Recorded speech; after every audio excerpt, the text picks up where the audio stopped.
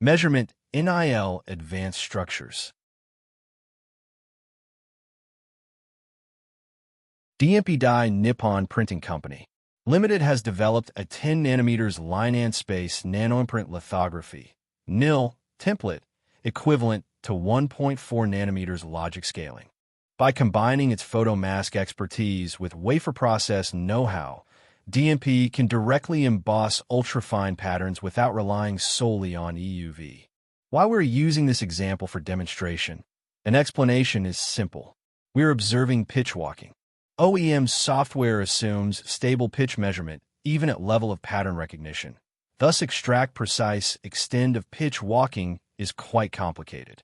Unihub measurement (SW) using formula measurement as derivative of measured patterns. So you could construct smallest pitch measurement as lines plus space. And measure second pitch as 3 lines pattern, reduce line, and divide by 2. Thus we're getting an average pitch. Big pitch by calculation will be 2 multiply average pitch minus minimal pitch. We are using this case just for demonstration of Unihub measurement software capability to handle measurement of complex structures. Thank you for attention.